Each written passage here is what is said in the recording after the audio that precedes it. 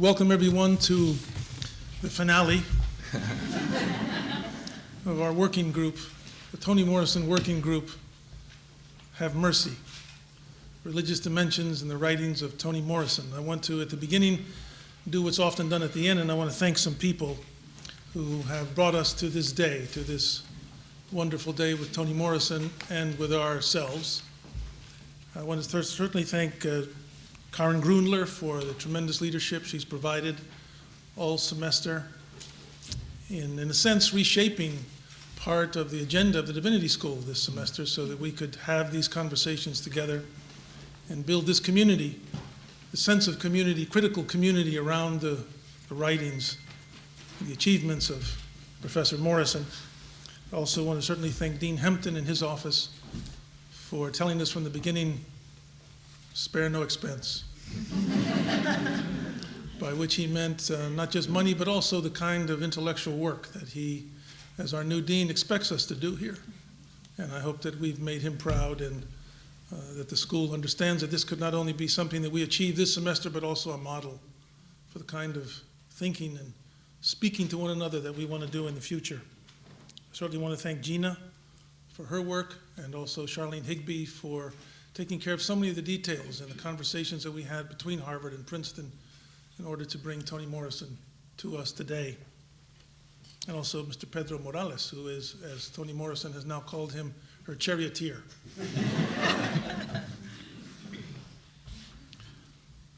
I begin my introduction with a story about Toni Morrison. One afternoon at Princeton University, Professor Morrison and I were talking about the religious dimensions of her novels. I told her I'd identified two ways that sacrality shaped the writings. First, Christian imagery and meanings appeared in the sermons of Paradise, the Apocalypse of Sula, the names like 1 Corinthians, Shadrach, Soaphead Church, and others. She nodded in interest. Secondly, I spoke to her of the ways African myths, wisdom and magical flight appeared in Song of Solomon, and the entanglements of African roots shaped the characters of Tar Baby. And Professor Morrison countered, "That's fine, Davíd, but you left out the third and most important dimension." "What is that?" I asked wide-eyed. "Oh," she said, "you left out all the strange stuff." Throughout this fall at Harvard Divinity School, our working group, Have Mercy, Religious Dimensions, has explored these and other religious dimensions of her writings, and all along the way we've learned so many things about her imagination, her character, and her achievements. We've had a series of events. Let me just bring them back to you. I spoke in September on traveling with Toni Morrison, at home and away, with special attention to Song of Solomon. That was our opening meeting. It was followed soon after by Professor Walter Johnson from the History Department, who gave a presentation called Slavery's Ghost, Toni Morrison and the Political Economy of Slavery. This was followed by Brother Jonathan Walton, who spoke about her wonderful book of essays, Playing in the Dark. His talk was entitled Luminous Darkness, Africanist Presence and the American Soul. Professor Harvey Cox followed with Why Jazz in Toni Morrison's Jazz. My teacher, Professor Long, came here from North Carolina and gave a very stirring presentation called Another Way Home. And then our own Stephanie Paulsell, who's going to speak in just a minute, gave a terrific presentation on ministry in Paradise. Today we have planned presentations that Stephanie will tell us about in a minute, but what I want to remind you is that we want to continue today in Professor Morrison's presence with what we've done all semester. We're working together here. We're working together. We're not just speaking to her, we're speaking to one another. She's joined us, she's listening in, and she may very well make comments. But we've worked together. This is a working group. We've come prepared. We've listened attentively to each other. We've responded from the depths of our lives and our own work, and we want to continue that today. in these presentations. We have some wonderful preparations that you're going to get in a minute, but right now I'd like to have Professor Stephanie Paulsell, who, as you know, co-directed this with me, come to the podium and take us to the next step. Professor Paulsell.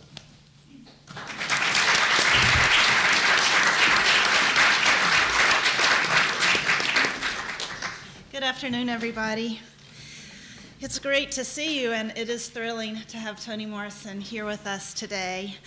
We've been moving toward this day all semester long, and it's hard to believe it's here, and I have to say I'm feeling a little bittersweet because it is our last meeting. Having this time to read and think and talk together about Toni Morrison's novels and essays has been a blessing on my semester. Davíd and I are grateful to all of you for coming and participating, to those who made presentations and helped focus our conversations, to all those who worked so hard behind the scenes to make this happen. But most of all, we are grateful to Toni Morrison for creating this extraordinary body of work. Work we could swim and swim in for several more semesters and never reach its depths. Now, it's no surprise that an historian of religions like Davíd Carrasco would be so drawn to Toni Morrison's novels. For as he said, her work reflects the rich range of religious tradition and experience in human life. In the pages of her novels, we catch glimpses of African religious traditions, Christian practice and theology, shamanism. We encounter hymns, prayers, scriptures, sermons.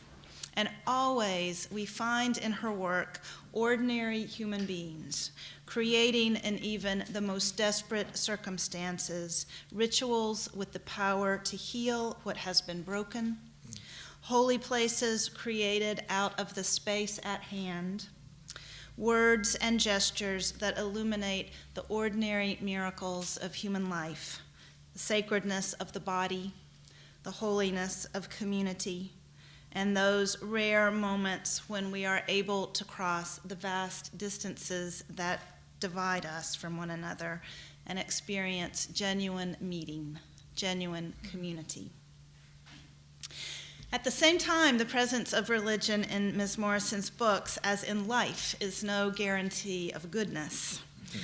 One minister in her recent novel, Home, helps Frank Money along his journey with kindness and compassion. Another offers charity tinged with contempt.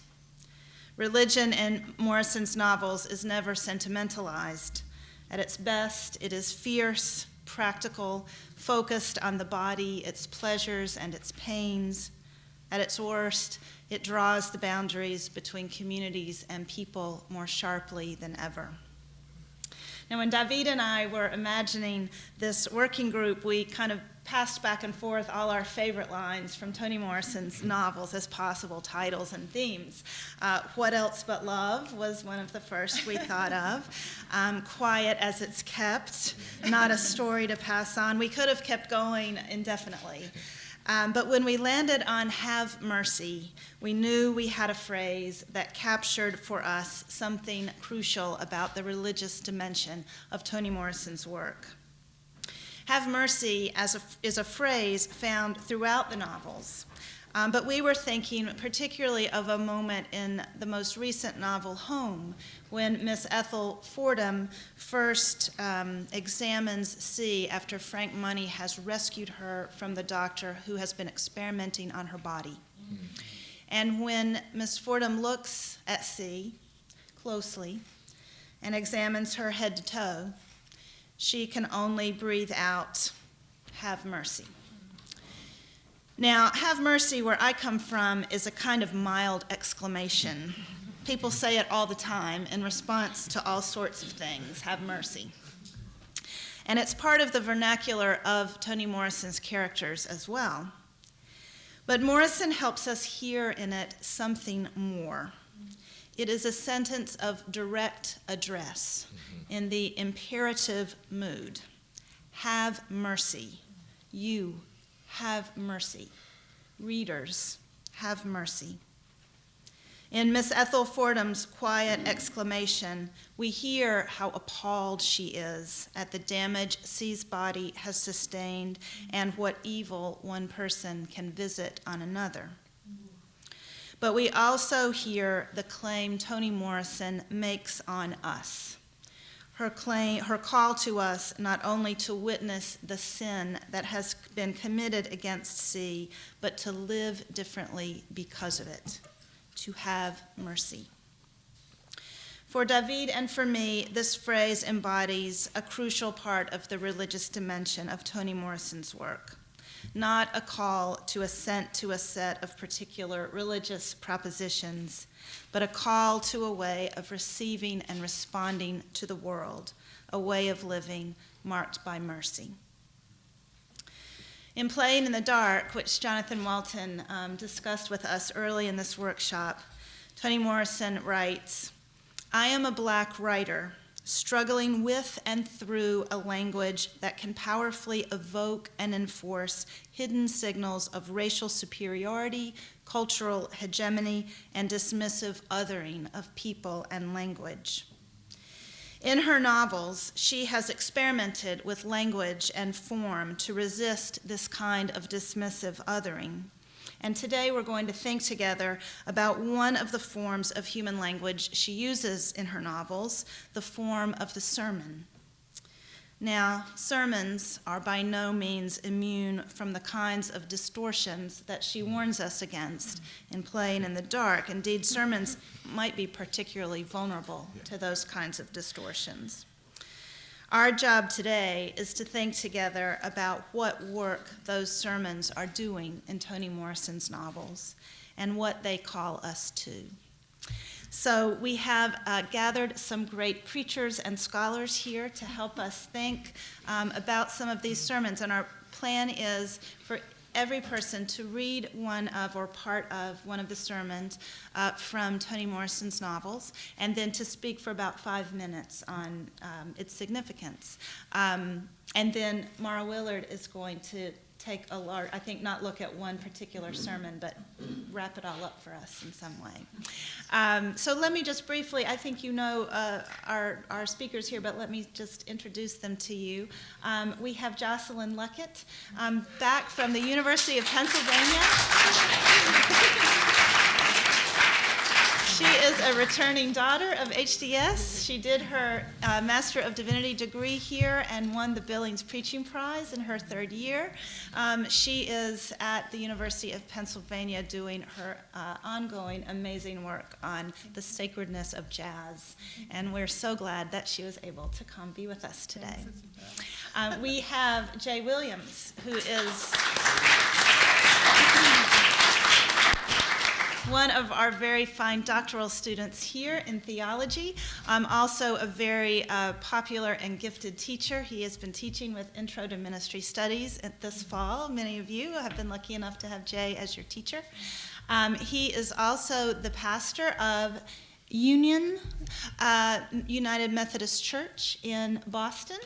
And he is regularly preaching from the pulpit and doing his scholarly work and thinking at the intersection of both of those practices. So we're so grateful to Jay for taking time out from all of this to be with us today.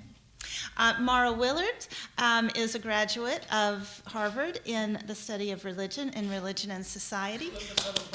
And let's have applause for Mara Willard.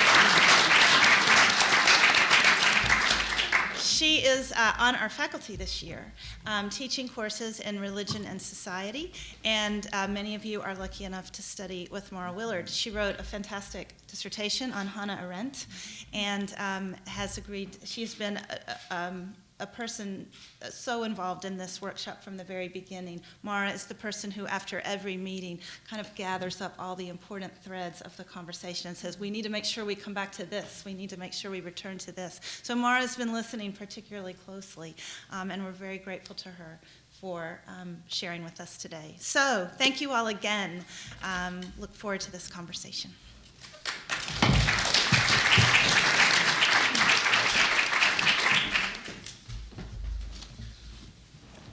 5 minutes. Surely I heard 10. You You take 10. And as a black preacher, I guess you know what that means. At any rate, I'll try to move quickly. I could hardly contain my excitement that she was coming. Each week, each day, she was closer to us. While I resisted at first, finally I succumbed to my initial urge. I did what seemed natural in the wake of life-changing events. I updated my status on Facebook. She was coming. No, now she is here. Seriously, I've been pondering the question, what might it mean during this season of Advent, of coming, in anticipation of the coming of Emmanuel, God with us?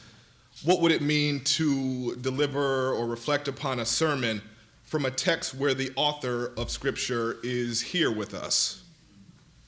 To be clear, in my context, Dr. Morrison's literary canon has become canonical Scripture. Amen. Through her novels, she writes against the texts that have done violence to our Black experience. So for me to speak in the presence of one who has composed Holy Writ is to stand on holy ground.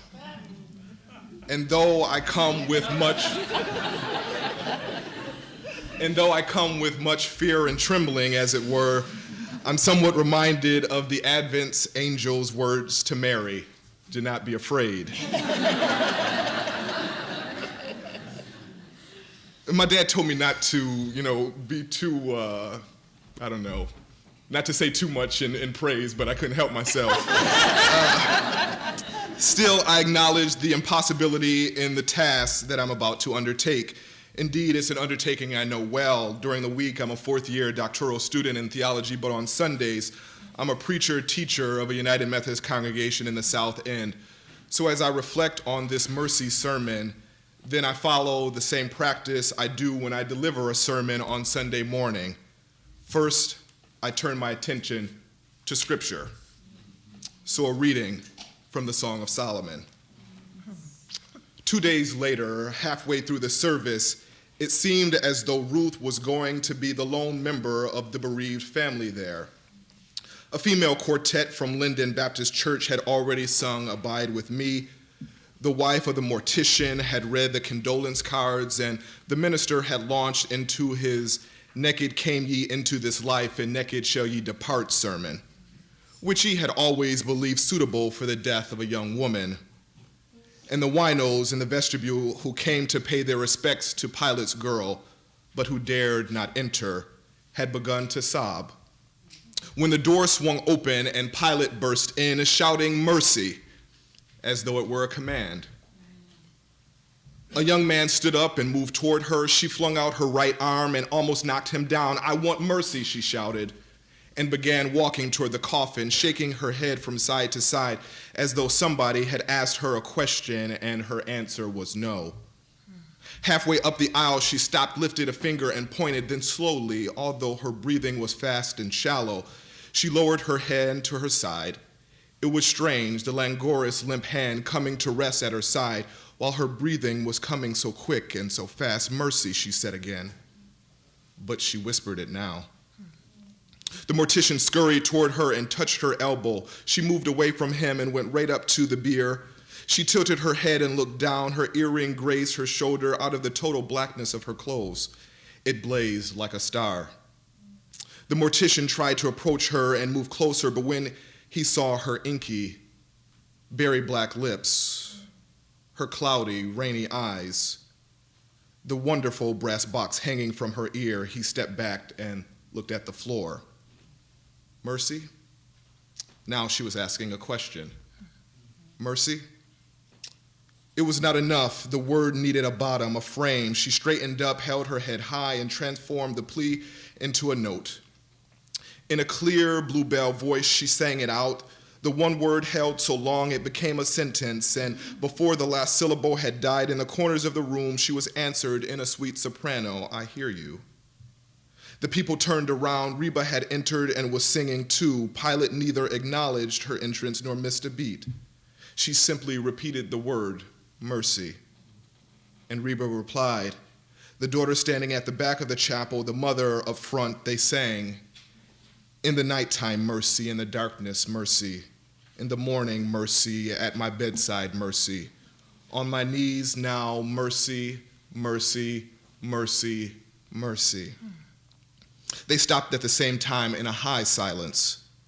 Pilate reached out her hand and placed 3 fingers on the edge of the coffin.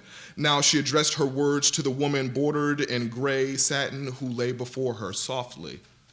Privately, she sang to Hagar the very same reassurance she had promised her when she was a little girl. Who's been bothering my sweet sugar lumpkin? Who's been bothering my baby? Who's been bothering my sweet sugar lumpkin? Who's been bothering my baby girl? Somebody's been bothering my sweet sugar lumpkin. Somebody's been bothering my baby. Somebody's been bothering my sweet sugar lumpkin. Somebody's been bothering my baby girl. I'll find who's bothering my sweet sugar lumpkin. I'll find who's bothering my baby. I'll find who's bothering my sweet sugar lumpkin. I'll find who's bothering my sweet baby girl. My baby girl. Those 3 words were still pumping in her throat as she turned away from the coffin, looking about at the faces of the people seated in the pew. She fastened onto the first pair of eyes that were directed toward her. She nodded at the face and said, "My baby girl." She looked for another pair of eyes and told him also, "My baby girl." Moving back down the aisle, she told each face turned toward her the same piece of news, "My baby girl. That's my baby girl. My baby girl. My baby girl. My baby girl." Conversationally, she spoke, identifying Hagar, selecting her away from everybody else in the world who had died. First, she spoke to the ones who had the courage to look at her, shake their heads, and say, "Amen." Then she spoke to those whose nerve failed them, whose glance would climb no higher than the long black fingers at her side. Toward them especially, she leaned a little, telling them in 3 words the full story of the life stumped in the coffin behind her. "My baby girl." Words tossed like stones into a silent canyon. Suddenly, like an elephant who had just found his anger and lifts his trunk over the heads of the little men who want his teeth or his hides or his flesh or his amazing strength, Pilate trumpeted for the sky itself to hear, and she was loved. Wow. It startled one of the sympathetic winos in the vestibule, and he dropped his bottle, spurting emerald glass and jungle red wine everywhere. Thus ends the reading. And begins what I might entitle an unsung shero, reflections on Song of Solomon. At this funeral, there is no occasion for a eulogy. There's no space to speak high praises, literally good words amidst the worst of times, death. Hagar, the namesake of the biblical Abraham's concubine, the one who is banished from the desert because her presence is too painful, the legitimate wife only wanted to be loved. So instead of a sermon, we get a song. The preach word is not good news here. Rather, it's the gospel music of the lullaby. What the preacher had prepared is inadequate. The naked came ye into this life, and naked shall ye depart sermon was not suitable for the death of this young woman, especially not one rain-soaked in clothes purchased to please a man cousin who never loved her. No, his prepackaged sermon did not fit the hysteria of her body. His sermon would not win Pilate's approval, just as Hagar could never win Milkman's. A grandmother, not a preacher, must speak of such love. So she cries, "Mercy," the novel's refrain. But Pilate takes no scriptural passage as her sermon's text, because upon Pilate's body, Hagar's body, her mother Sing's body, the story had already been written. Chapter after long chapter of pain and rejection and heartache and loneliness. Hagar is Solomon's song. She is driven to hysteria when Milkman leaves, just as her great-great-grandmother Rena is driven mad when Solomon flies away to Africa. The verses to this song are a different same. One generation, Solomon, torn apart by slavery, determined not to die property. The second generation, Macon the first, killed while trying to protect the property earned in slavery's wake. The third generation, Macon dead the second, spoiled by the drive to procure property. The fourth generation, Milkman, Macon dead the third, is infected by gold fever, unwittingly seeking reparations for a lineage eternally marred by chattel, by property. So when each new branch in this family tree simply rehearses the same song of love and loss, of property and pain, what else is there to say but, Lord, have mercy? Kyrie eleison. In the nighttime, in the darkness, in the morning, at my bedside, on my knees in prayer, mercy. It is the ancient Taizé-like plain-song chant. The novel ends the same way it began. When Freddie, the janitor, spies Ruth nursing the too-old son of Macon dead the second, rechristening him Milkman, he shouts, "Have mercy, I be damned." The novel ends the same way it began, when the midwife speaks after the illiterate Macon dead the first plucks the name Pilate from the Bible to name his daughter. The midwife cries, "Jesus, have mercy." The same words in the novel that we find at the beginning, when the drunk porter sobs having been driven to despair and holds himself hostage by shotgun in an attic window. Hagar is not the only one enraged because of love. Morrison writes, Porter would cry, great shoulder-heaving sobs, followed by more screams, "I love you. I love you all. Don't act like that, you women. Stop it. Don't act like that. Don't you see I love you? I die for you, kill for you. I'm saying I love you. I'm telling you, oh God, have mercy. What am I gonna do? What in this fucking world am I gonna do?" Yes, mercy closes the novel just as it starts it. As it was in the beginning, is now and shall be forever. So Pilate interrupts the sermon with her own as she cries mercy, because there is nothing else that one can say. What else can be uttered when a mother seeks affection by suckling her too-old son? What else can be uttered when a father names his daughter after the killer of Christ? What else can be spoken when one drowns one's sadness in the bottle, held in one hand, a shotgun in the other? When you've reached the limit of what you can bear in life, at the sight of death, one can only find 3 words: Lord, have mercy. This refrain signals the limit experience, the place where otherwise one would only be speechless. But Pilate will not be silenced. So she interrupts the preacher, and the sermon becomes the site of subversion. She stands in the tradition of Jarena Lee, the 19th century African Methodist Episcopal preacher who, after being denied a preaching license because of her gender, interrupts the preacher because he lacked spirit, and then proceeds to exegete his text extemporaneously. So Pilate interrupts the preacher, just like the Spirit of God interrupts the worship celebration when the biblical King Solomon returns the Ark of the Covenant to the temple that only he, the son of David, could build. The biblical chronicler recounts, then the temple of the Lord was filled with a cloud, and the priests could not stand to minister and perform their service because of the cloud. For the glory of the Lord filled the temple. Filled with the Spirit, Pilate, this sister of subversion, refuses the priestly performance of ministry. Her words from the Lord are more prophetic, yet more painful. So Pilate interrupts the preacher, and the sermon becomes the place of pain and passion, the site of struggle, the crucible of confrontation. Perhaps she knew that the minister would only attempt to tidy up a life fucked over by love. Pilate refuses to join in Solomon's praise and worship. She rejects the Black church tradition that the funeral is really a homegoing celebration.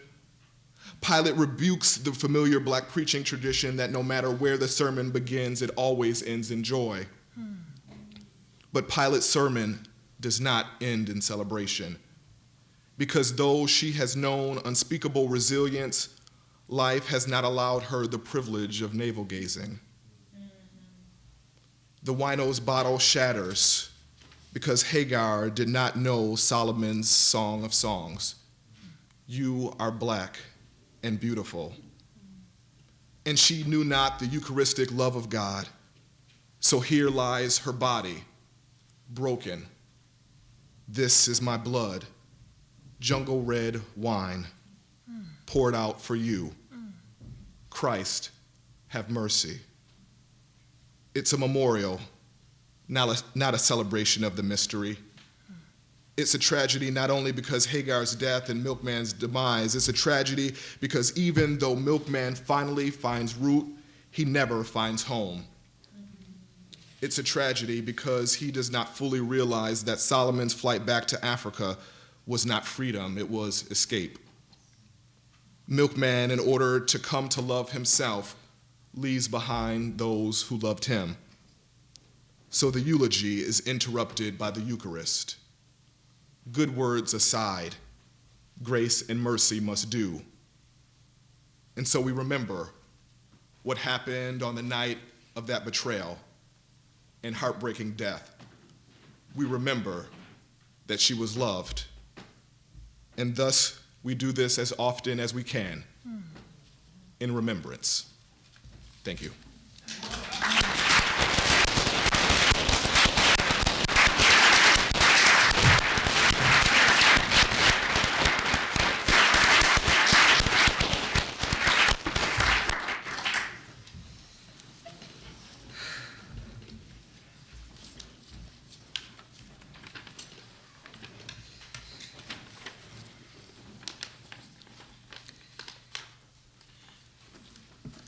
So thank you so much for this.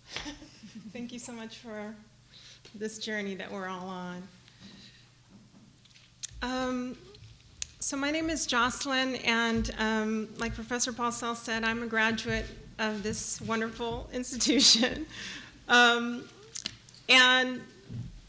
it was here really that I came to love preaching, especially given the freedom in Reverend Charles Adams' course, Preaching for Social Change, to be myself, my unchurched self, and to preach from sacred text outside traditional notions of sacred text. Those texts were things like the letters of Martin Luther King, the lyrics of Stevie Wonder, the relaxation meditations of Thich Nhat Hanh, and the speeches of Ella Baker.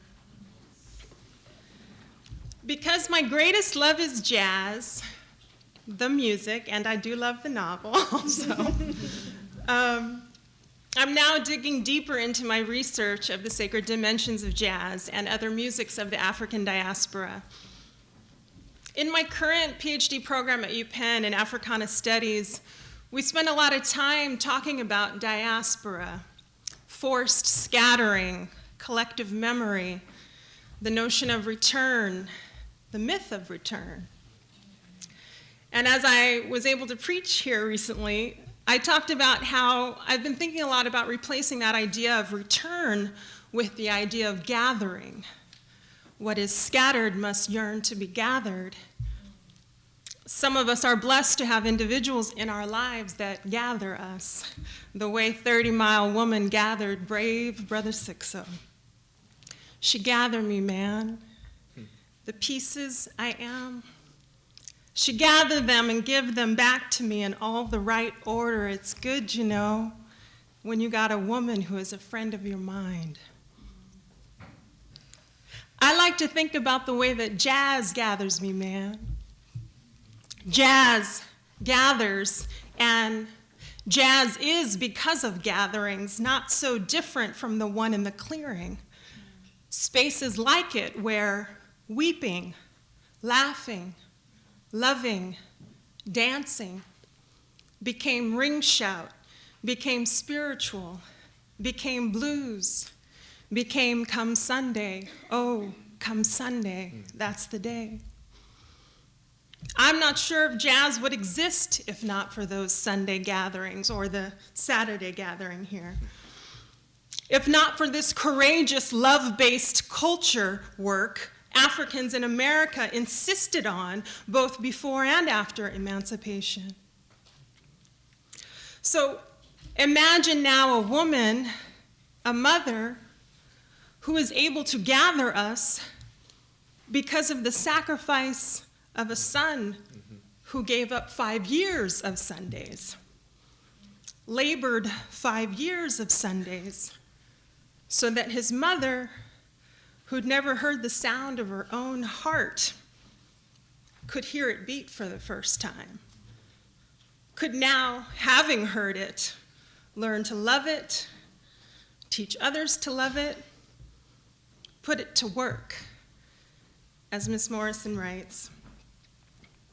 She put it to work at once, accepting no title of honor before her name, but allowing a small caress after it. She became an unchurched preacher, one who visited pulpits and opened her great heart to those who could use it. In winter and fall, she carried it to the AMEs and Baptists, Holinesses and Sanctifieds, the Church of the Redeemer and the Redeemed. Uncalled, unrobed, unanointed, she let her great heart beat in their presence.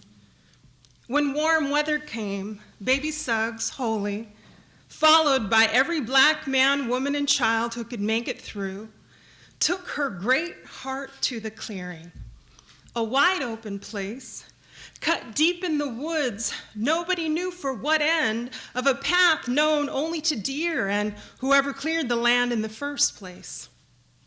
In the heat of every Saturday afternoon, she sat in the clearing while the people waited among the trees. After situating herself on a large, flat-sided rock, baby Suggs bowed her head and prayed silently. The company watched her from the trees. They knew she was ready when she put her stick down. Then she shouted, "Let the children come!" And they ran towards her. "Let your mothers hear you laugh," she told them. And the woods rang. The adults looked on and could not help but smile. "Then let the grown men come," she shouted. They stepped out, one by one, from among the ringing trees. "Let your wives and your children see you dance," she told them, and ground life shuddered under their feet. Finally, she called the women to her. "Cry," she told them. "For the living and the dead, just cry." And without covering their eyes, the women let loose. It started that way. Laughing children, dancing men, crying women, and then it got mixed up. Women stopped crying and danced. Men sat down and cried. Children danced, women laughed, children cried until exhausted and riven, all and each lay about the clearing, damp and gasping for breath. In the silence that followed, baby Suggs Holy offered up to them her great big heart. She did not tell them to clean up their lives or go and sin no more. She did not tell them they were the blessed of the earth, its inheriting meek, or its glory-bound pure. She told them that the only grace they could have was the grace they could imagine. That if they could not see it, they would not have it. Here, she said, in this here place, we flesh. Flesh that weeps, laughs, flesh that dances on bare feet in grass. Love it hard. Yonder they do not love your flesh. They despise it. They don't love your eyes. They just as soon pick them out. No more do they love the skin on your back. Yonder they flay it. And, oh, my people, they do not love your hands. Those they only use, tie, bend, chop off, and leave empty. Love your hands. Love them. Raise them up and kiss them. Touch others with them. Pat them together. Stroke them on your face, because they do not love that either. You got to love it. You. And no, they ain't in love with your mouth. Yonder out there, they will see it broken and break it again. What you say out of it, they will not heed. What you scream from it, they do not hear. What you put in it to nourish your body, they will snatch away and give you leavings instead. No, they don't love your mouth. You got to love it. This is flesh I'm talking about here. Flesh that needs to be loved, feet that need to rest and to dance, backs that need support, shoulders that need arms, strong arms, I'm telling you. And oh, my people out yonder, hear me, they do not love your neck unnoosed and straight. So love your neck. Put a hand on it. Grace it, stroke it, and hold it up. And all your inside parts, that they just as soon slop for hogs, you got to love them. The dark, dark liver, love it, love it. The beat and beating heart, love that too. More than eyes or feet, more than lungs that have yet to draw free air, more than life-holding womb and your life-giving private parts. Hear me now, love your heart. For this is the prize. Saying no more, she stood up and danced with her twisted hip, the rest of what her heart had to say, while the others opened their mouths and gave her the music. Long notes, held until the four-part harmony was perfect enough for their deeply loved flesh.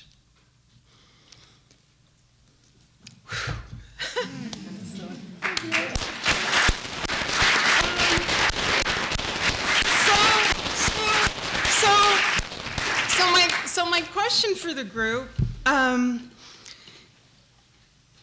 is, what do we do with the impulse that is also inside this book, and that is the impulse to resent this kind of generous heart?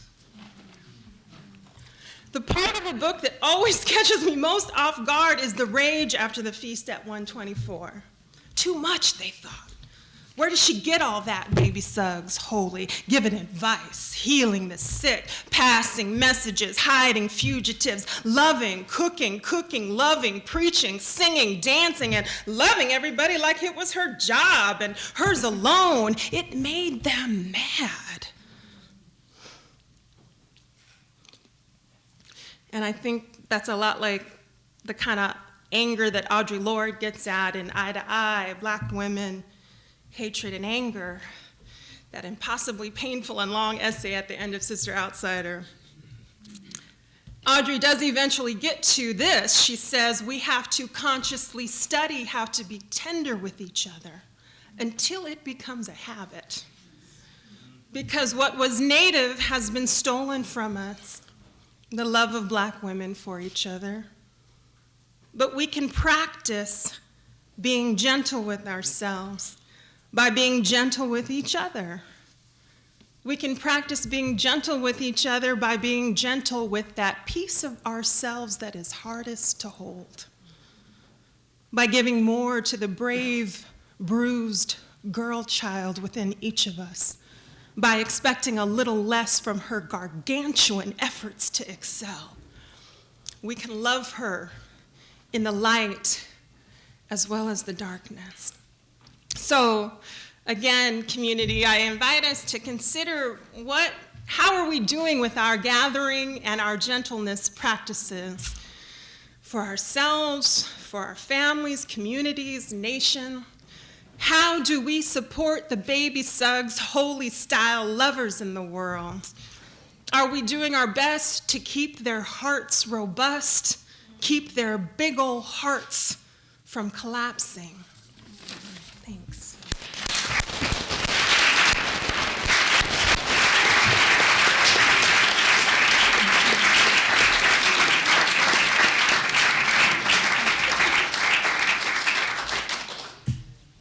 Have mercy. This is a story of a preacher who's struggling more than Pilate or baby Suggs to preach. In the middle of Toni Morrison's novel Paradise, a minister stands, speechless with anger and frustration, holding out a cross to the congregation before him.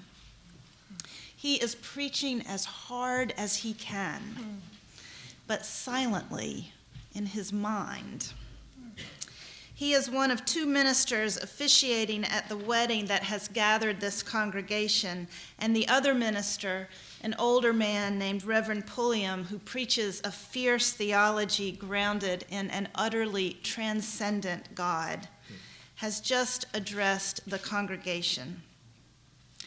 God, Reverend Pulliam has preached, is not interested in you. Reverend Misner hears these words addressed to himself. In an instant, Pulliam's words excavate all of Misner's frustrations with the town of Ruby, an all-black town in Oklahoma, founded out of experiences of racial violence, economic devastation, and rejection. Reverend Misner loves these people, loves the courage and single-mindedness that led them to create their town. But he's also so frustrated with them that he cannot speak in this scene. He is frustrated that the elders of Ruby have fought so fiercely to protect their paradise that they have cut themselves off from the movement for civil rights, that they have chosen the safety of their town over the struggle for liberation that Misner believes God is calling them to.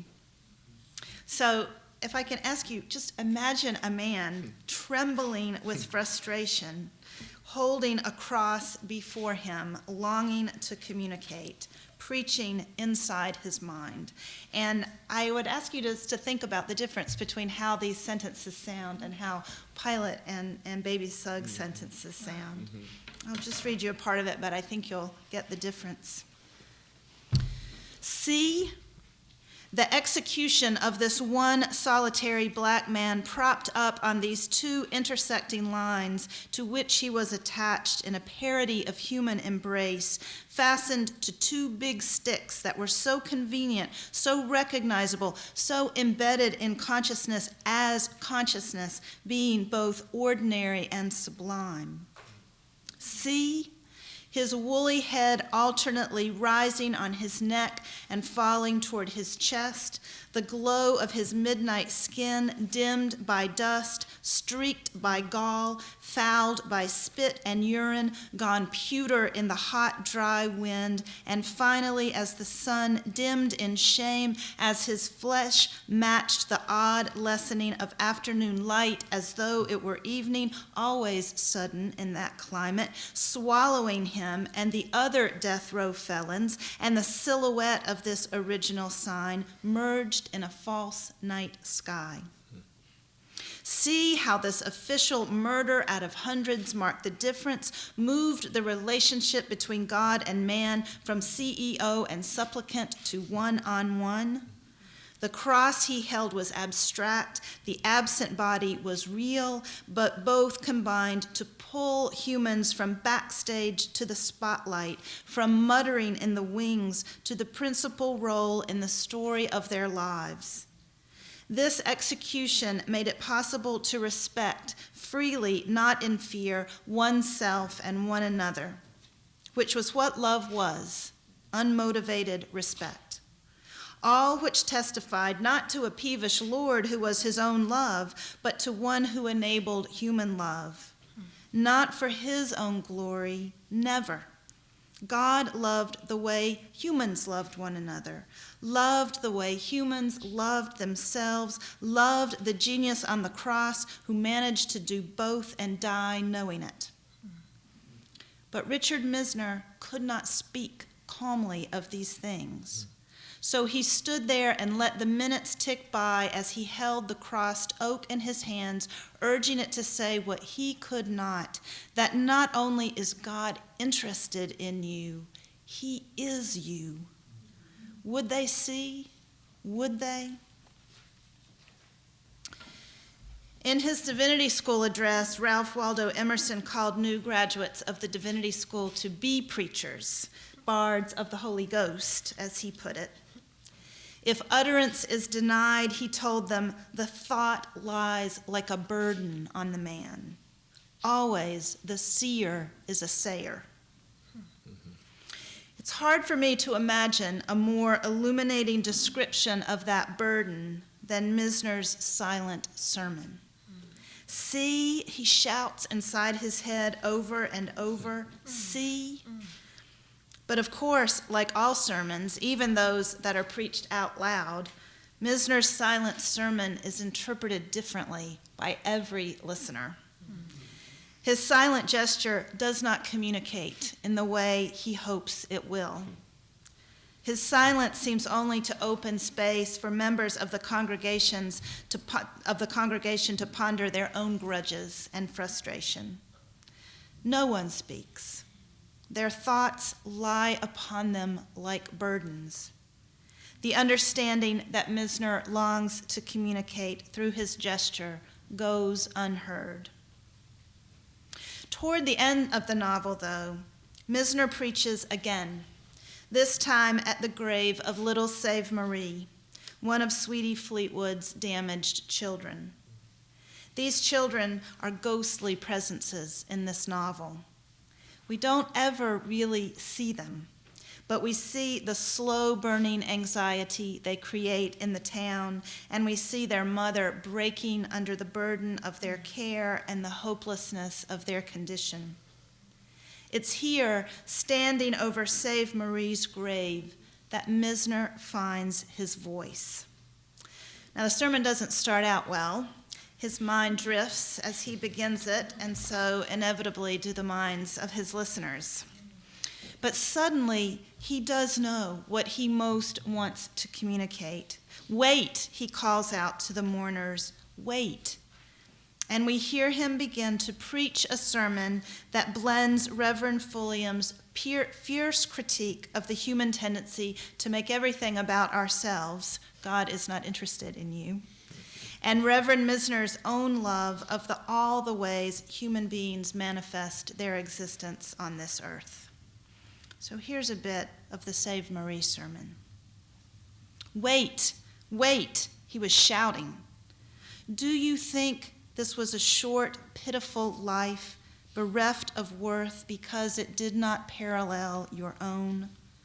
Let me tell you something. The love she received was wide and deep, and the care given her was gentle and unrelenting.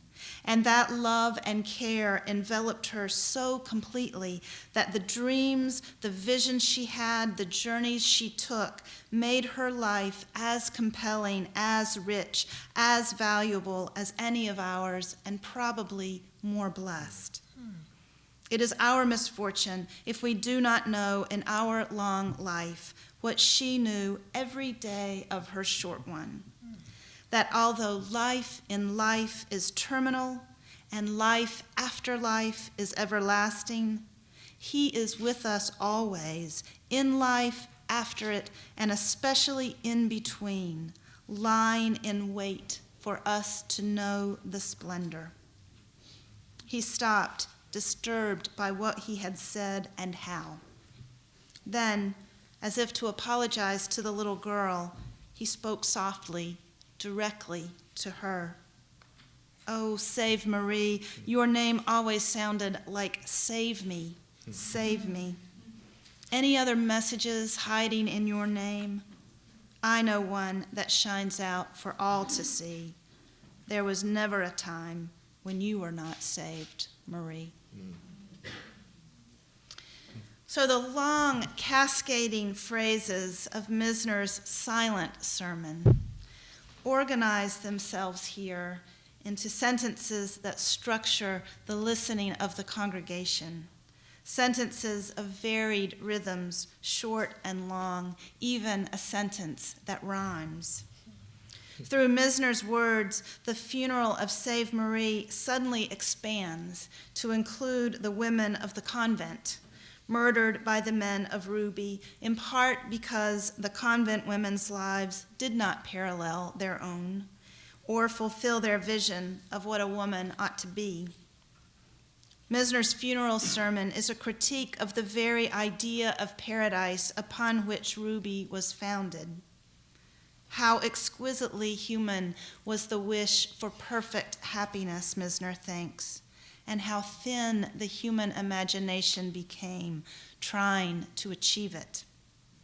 If we can't imagine what the lives of others are like, if we can't feel reverence for the worlds they contain within them, if all we can do is project our own fears and desires onto them, we become dangerous. To lack imagination is to lack mercy. As Connie and the women of the convent knew, as Sweetie and all who cared for Save Marie knew, mercy requires vulnerability to what is other than ourselves. Through calling the people of Ruby to reimagine Save Marie's short life, Misner calls them to mercy.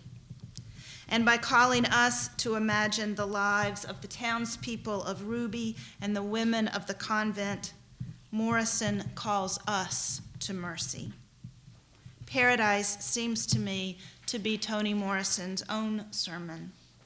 As fierce and uncompromising as Reverend Pulliam's, as committed to Reverend Misner's, to opening a space where we can encounter together the open secrets of our shared history.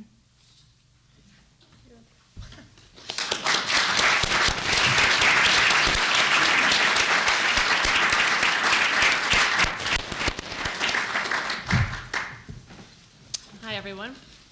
I'm Mara Willard. I'm your final speaker, and then we look forward to hearing from you. So Professor Carrasco was trying to goad me into speaking one of these beautiful sermons of Ms. Morrison's. And I said, no thanks. When he pressed me, the only excuse that came into my head was, I don't do sermons, I'm Catholic, which I really barely am anymore. But he liked that. He said, you know, Toni has a Catholic background. And he said, so what do Catholics do? And that's how I came to be speaking to you today. My point of entry is a Catholic practice called the Stations of the Cross. These are religious practices that date back to around the time of St. Francis. Today in Catholic churches, you can still find on the walls throughout the sanctuary a series of representations that depict Jesus' journey to the site of crucifixion, the Passion, and his removal from the cross. These are often sculptural, so they really feel bodily, three-dimensional. It's a Lenten act of devotion to move physically through the stations, or it's a weekly act of childhood boredom to stare absently at whatever stations are nearest your pew. Among these stations is the grieving Mother Mary, holding her dead, grown child, Jesus, brought down from the cross. This is called lamentation. The same way the sermon provides a starting point of form for the others here, the image of lamentation is my starting point for reflecting on Dr. Morrison's novels.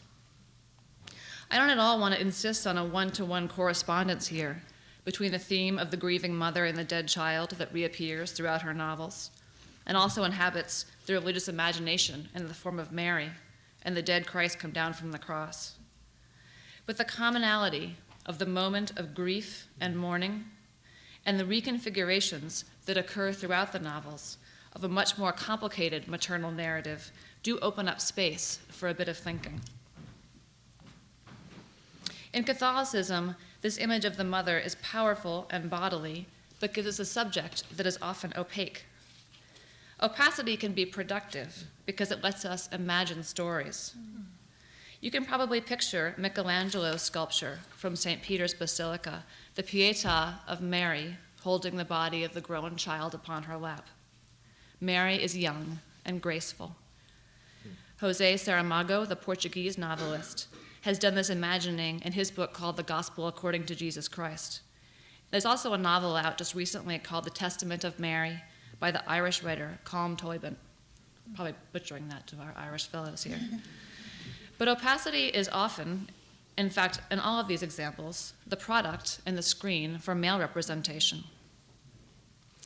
Julia Kristeva argues in her Stabat Mater that we don't have adequate discourses of maternality.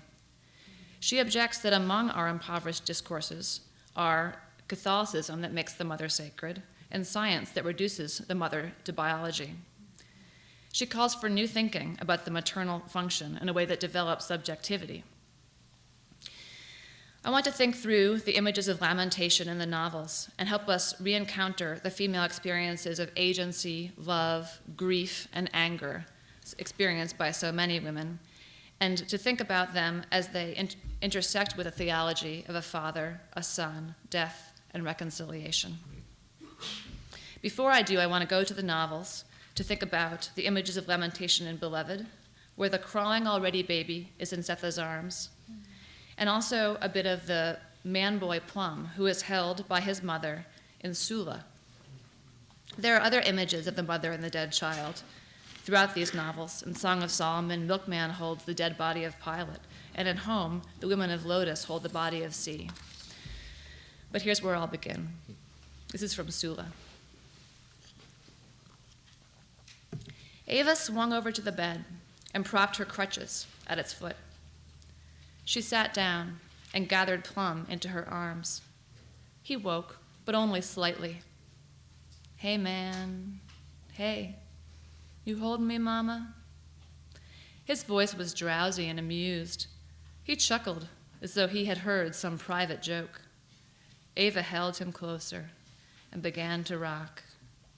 Back and forth she rocked him, her eyes wandering around the room. Plum on the rim of a light, warm, light sleep was still chuckling. Mama, she sure was something. He felt twilight.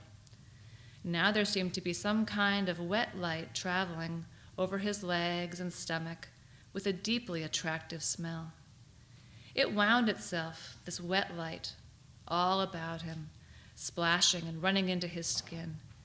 He opened his eyes and saw what he imagined was the great wing of an eagle pouring a wet lightness over him. Some kind of baptism, some kind of blessing, he thought. Everything is going to be all right, it said. Knowing that it was so, he closed his eyes and sank back into the bright hole of sleep. Ava stepped back from the bed and let the crutches rest under her arms. She rolled a bit of newspaper into a tight stick about 6 inches long, lit it, and threw it onto the bed where the kerosene-soaked Plum lay in snug delight. Quickly, as the whoosh of flames engulfed him, she shut the door and made her slow and painful journey back to the top of the house. And this is from Beloved. But neither Stamp Paid nor Baby Suggs could make her put her crawling already girl down. Out of the shed, back in the house, she held on. Baby Suggs had got the boys inside and was bathing their heads, rubbing their hands, lifting their lids, whispering, "Beg your pardon, I beg your pardon," the whole time. She bound their wounds and made them breathe camphor before turning her attention to Setha. She took the crying baby from Stamp Paid and carried it on her shoulder for a full 2 minutes, then stood in front of its mother. "It's time to nurse your youngest," she said. Setha reached for the baby without letting the dead one go. Baby Suggs shook her head. "One at a time," she said, and traded the living for the dead, which she carried into the keeping room. When she came back, Setha was aiming a bloody nipple into the baby's mouth. Baby Suggs slammed her fist on the table and shouted, "Clean up! Clean yourself up!" They fought then, like rivals over the heart of the loved, they fought, each struggling for the nursing child. Baby Suggs lost when she slipped in a red puddle and fell. So Denver took her mother's milk, right along with the blood of her sister. And that's the way they were when the sheriff returned, having commandeered a neighbor's cart and ordered Stamp to drive it. Suggs, I beg your pardon. Lord, I beg your pardon. I sure do. Into this telling, I want to take up Jay's notion from a previous conversation about the literary revisiting of the trauma event. In this case, the mother's abandonment, the mother's decision that death or separation is a better life for the child than no life. So Jay said, I'm wrestling with the connection between trauma and then retelling, this theme of rememory and retelling the story, especially if Morrison is working on, in A Mercy and in Home, retelling the story that she's retelling. And then the risk in preaching, particularly that comes out of the African American tradition, of telling the story of trauma, the Christ event. And then with a celebration that is almost a way of, you become desensitized to the story. And I'm wrestling with how Morrison is inviting us to retell the story without becoming desensitized to it, by constantly returning to the traumatic event. The way we protect against it is just to kind of shut ourselves off. How do we get to that place where we recognize the pain, but then, like in Baby Suggs' sermon, the invitation is to dance? So this mixture between the tragic and the comic that leads us beyond just being stuck in retelling the story that we never heard at all. In Christian theology, it is the Father God who sends his Son to the world to be crucified and die. The death is necessary for the sins of the world. The suffering son is lost to the lamenting mother, who mourns her child, but perhaps with the consolation that his death redeems the world. In Morrison's novels, the mother is no peaceful virgin in opaque white marble. Her mothers are subjects and objects of pity, fear, and trembling. Her grief carries the burden of complicity in the death of the child. For though the rejection of the child, or the death of the child, is made necessary by forms of the male law, school teacher, one nephew, one slave catcher, and the sheriff, the murder is an act made in the small space of agency left to the slave mother. I want to think a little bit more now about when and if reconciliation is possible in Morrison's novels. If the child is returned, or if the child survives abandonment, she's often deeply harmed. For the mother, yet the fantasy remains of a complete reconciliation. Here is Setha's voice again toward the end of the novel. Beloved, she my daughter, she mine, see? She come back to me of her own free will, and I don't have to explain a thing. I didn't have time to explain before because it had to be done quick.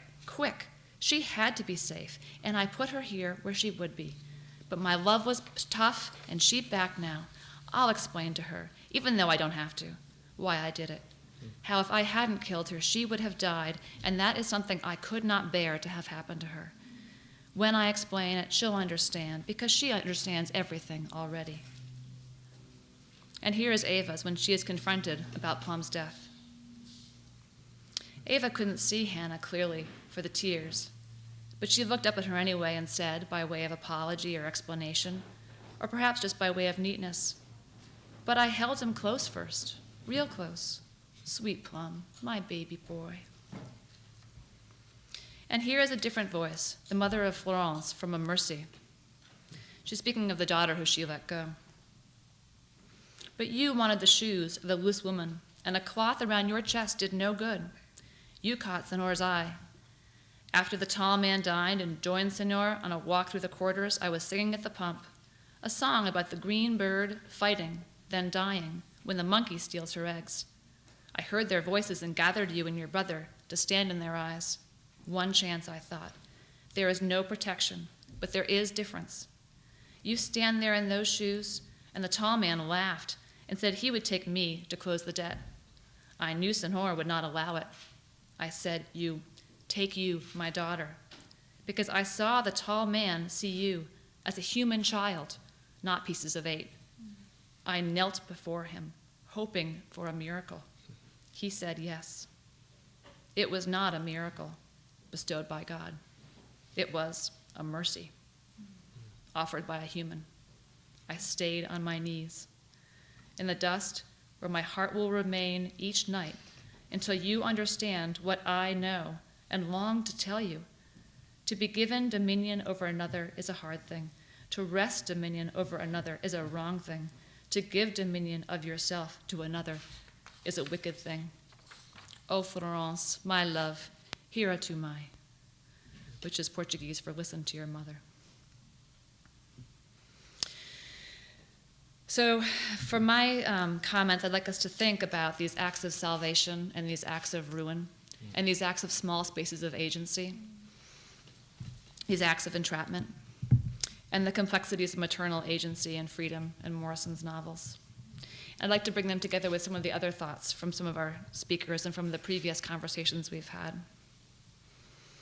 So what do these stories of mothers and children, betrayal, death, sorrow, guilt, and the desire for reconciliation say regarding the constraints of the Fugitive Slave Act, of post-war trauma, of drug addiction, of sexual exploitation?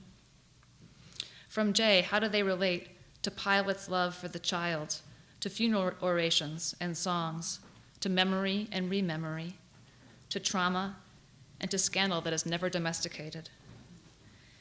To Joyce, of the work of crying, laughing, and dancing at the command of the large heart to mourn and to love, to gather the pieces from disbursement, to remain within the body that suffers, to put them together, this friend of mine. From Stephanie, to think of mourning what could not be, the paradise that never is, to think of the particular child that is loved, to think of the gestures we make, of interpretations, of silence, of the unspeakable things that are unspoken and their meanings, of ghosts that animate texts and communities. Thank you.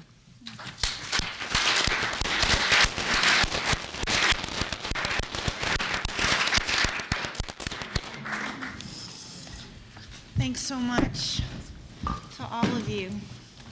Well, there you go. So we want to now give you a chance to interact with any of these, all of these. We know some of you've come prepared, haven't you? You've come prepared, right? They all came prepared. So the floor is open for just jump right in, dig right into any of these wonderful comments, sermons.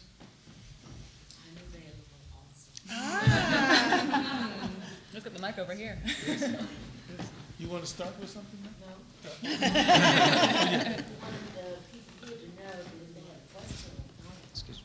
Yes. I would I have a little microphone now.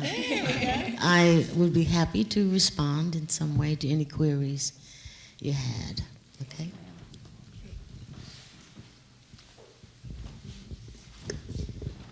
So make us proud.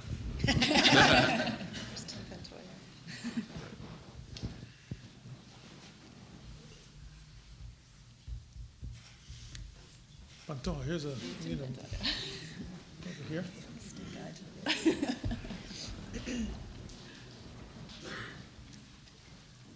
Would you say your name and stand up for us?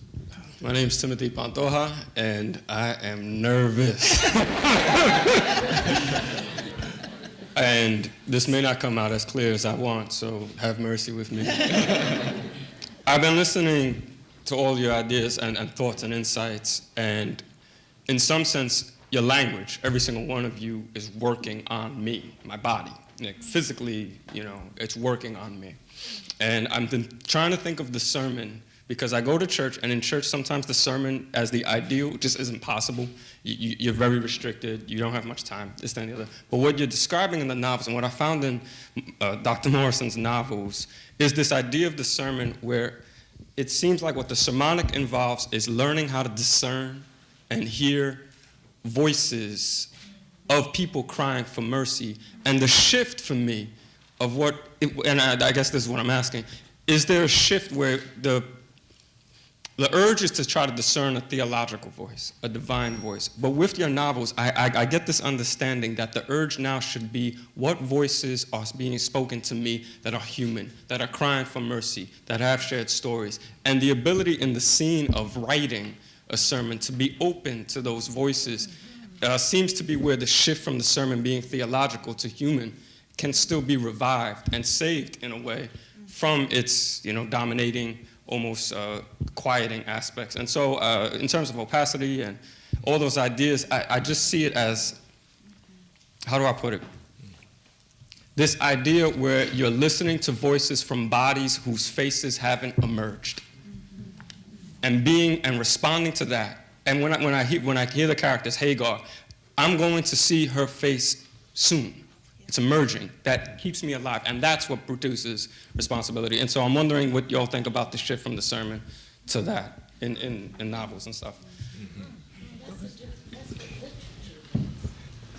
That's what literature, what an art form does. Oops. Give it that mic, please. Oh, they're bringing it. That's a very interesting point you raise, really. What's possible in the best sermons, of course, and what's possible in good literature. The question is the level of language and its purpose. It's really just about the impetus, the elevation, the artfulness in language. You could compare it only to music or other forms. The sermon has teaching, clarifying purposes to aid, to help, to instruct, remind, enforce, reinforce, doubt perhaps, or certainly belief, etc. It has lots of things it has to do. But writing a sermon in a novel doesn't have to do any of that at all. It only has to be compelling, linguistically compelling, and about something substantive, So the operation is different. And I can imagine standing in front of a congregation as a preacher and trying to deliver a literary speech. It wouldn't work. And sometimes there have been these occasions when people have, had certain moments in sermons in which they are sort of compelling and literary. Maybe he, who just spoke to us and who preaches, can contradict me along those lines. No. But I was telling, I think, Davíd, that I don't want to take up too much time, but I heard a woman in Virginia, they were reading some excerpts from my work. Different people were choosing different things. And one read the sermon that Baby Suggs gave in the clearing. And she read it like this. And I don't remember the words because I don't remember anything. But love your heart. Da, da, da. And the way that you hear in certain, churches, it's not amen. It's this almost growl that you can hear. And it was just like music. It was less like than it was like a song. And it was very persuasive and very interesting, but I can't really write music, but I can be musical and literary in the sense, within the context of the people. It's quite different, you see. I think that's the major difference. Yeah. So now you see the reward to your questions. Who's next? Yes.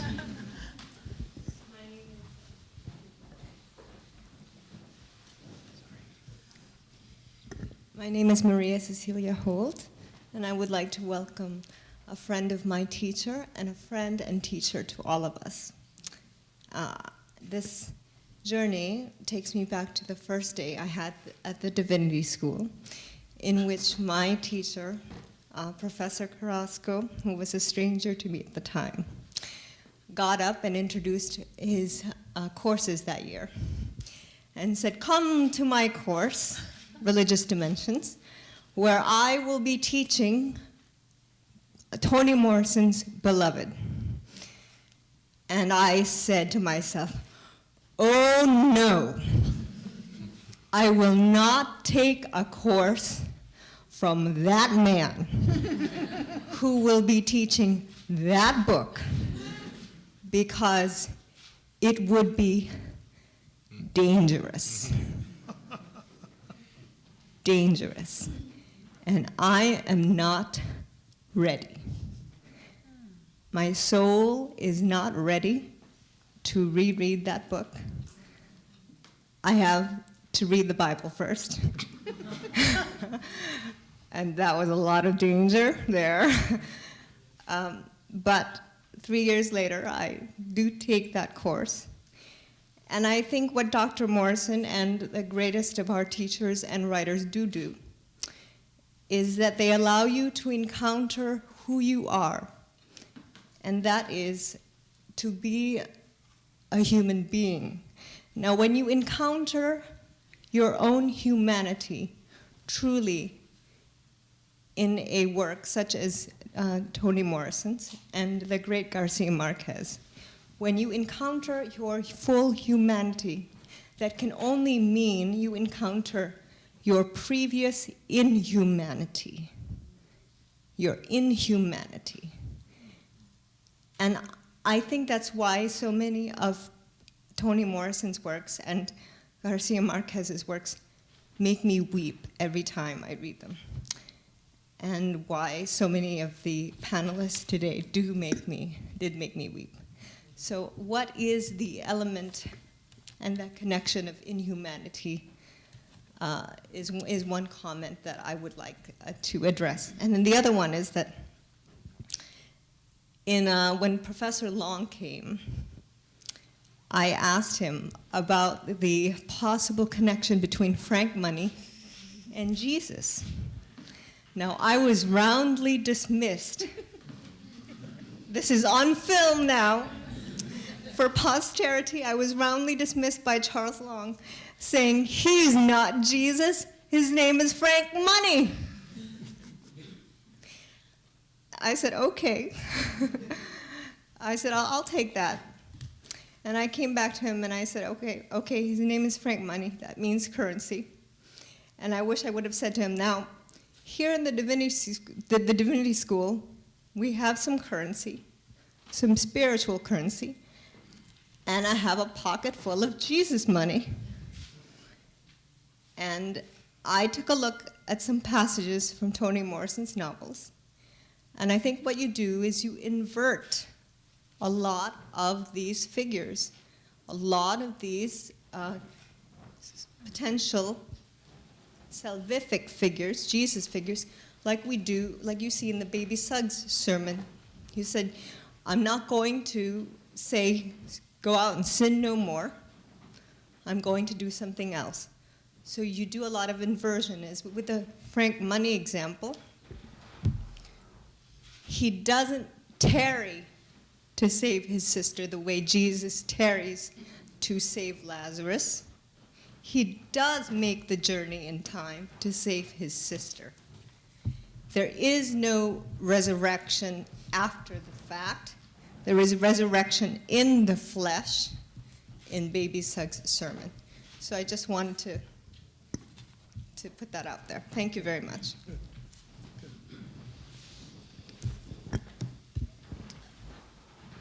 Who else? Yes, in the back.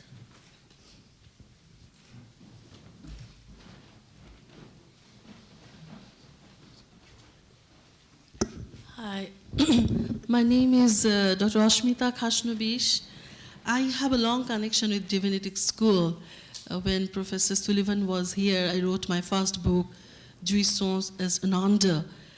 But just to make it more appropriate to today's event, I was working on my third book. I'm finishing it now, and I included Professor Dr. Morrison's novel, Beloved, because, and as I heard today from all of you, from the panelists, that that concept of the sublime or transcendence, that in spite of pain, that you can transcend it through love, through mercy, And the recurrent term, because as I wrote in my book, political sublime, the word sublime comes to my mind. And so how many times I wept and how many times I laughed when I was reading the book, Beloved. And the most marvelous aspect of it is that I figured out that Beloved is back to us, meaning Beloved is resurrected. And all of you referred to Christian theology. But I felt that it also transcended the religious boundaries, and because I interpreted through Upanishad, because one of the panelists read the line that body, the love is in the body, and the divinity is in the body. So if I had not chosen Beloved to write, this is the last chapter of my book, which I just finished, I would not have explored this world, and it was almost by accident that I, ended up including this book, and I feel so blessed that I have done so. Thank you. Thank you. Thank you. I hope it sells a lot. Yes, right here. Yes. Here comes your microphone. Hi, I'm Mohamedou Diagne. I'm from Senegal, and I'm a first-year master's student. I have lots of thoughts, but I'll just focus on one thing, and it's what you said, especially the question that you raised about, sorry, I'm nervous, I don't remember how to actually say it, but something about freedom and full expression while at the same time feeling constrained by society. And that's actually a puzzle that I go through all the time. As a black male, there are certain things that I do that make me comfortable, but especially at elite spaces like Harvard, it sometimes makes others uncomfortable, and there's a pressure to be silenced. And sometimes I feel bad to say that, but at the same time, it's I don't want to feel like I have to suppress who I am to get along. So is there, I guess, a way, is there some sort of framework, whether it's literary, whether it's musical, whether it's theological, where that tension can be quote unquote resolved? Josslyn? Wow. Yeah. Say it can't be resolved. Tension is what it is. Yeah. And it's a life force like anything else, Flat, total acceptance, no problems, everyone. That's not life, that's a coma. So. Wow. Yeah. Josslyn, go ahead. Yeah, well, first of all, Nagadef, I speak a little Wolof. I was thinking about the spiritual, nobody knows the trouble I've seen, nobody knows but Jesus. Nobody knows the trouble I've seen, glory, hallelujah.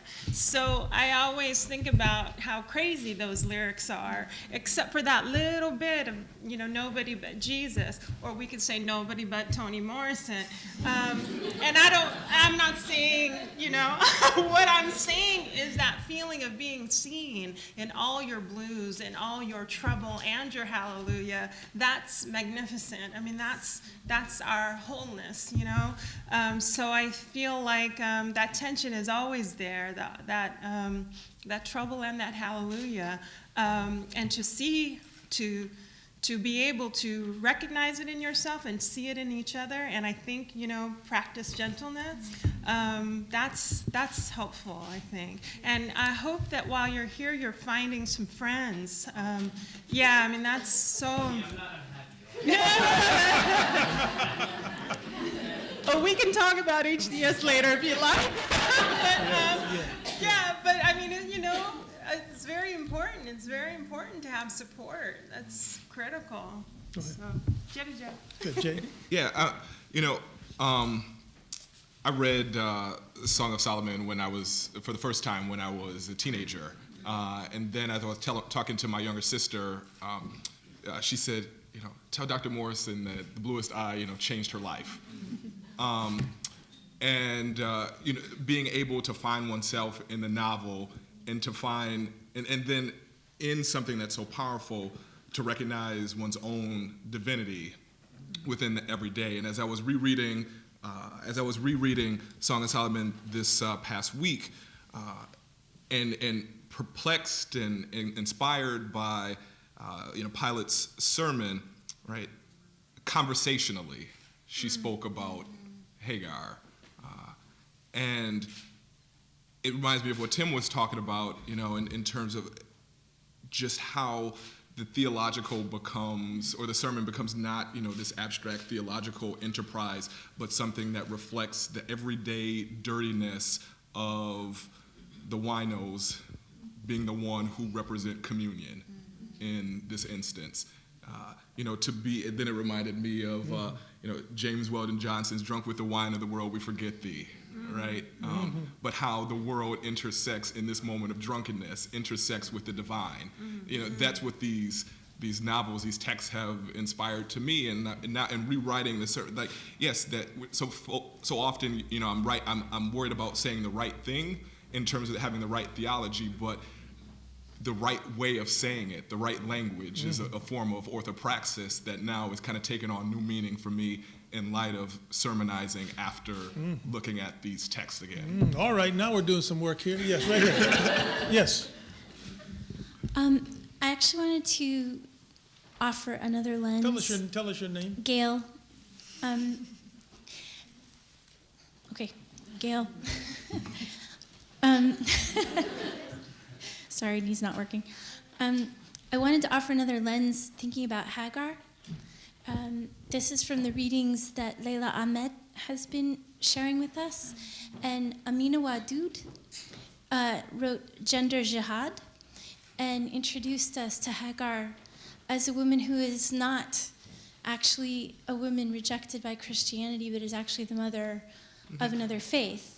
And it's another way to think about and reclaim a tradition, because she and a lot of the authors that we have met in that class have reminded us that part of African American history is reclaiming connection to Islam, a faith that probably many people had at least some access to and had great learning in initially, and tried to pass down to their children through generations. And one of the ways that she asked, she as in Amina Wadud, asked people to rethink Islam as a tradition that has relevance to women, was to hold up in public leadership some African American women in the South with whom she has been working, who have formed circles of connection and community where they're giving support to each other. And in particular, I was thinking about your question about rage of women for other women who have great hearts, and that within our faith traditions, sometimes it is actually circles of women, especially in traditions where families have been broken apart and a whole family no longer exists. And so the model of family and community is not a mother, a father, and a couple of children. It's single parents, mostly mothers, who are raising children and raising extended community, who in fact have great strength and compassion for each other and become amazing civic leaders. Amina Wadud in particular held up women that she knew of, but I believe that this is a model that crosses traditions, and it is a model about family and connection, which is present in a lot of Dr. Morrison's work in very complex ways, and is certainly part of our society today. And it isn't clean and it isn't easy.